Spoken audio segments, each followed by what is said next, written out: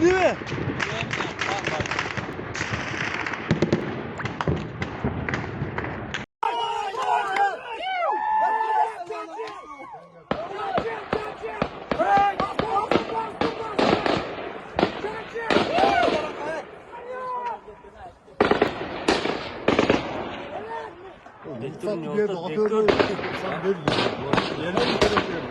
Команда kimisi команда ötedi tarzı.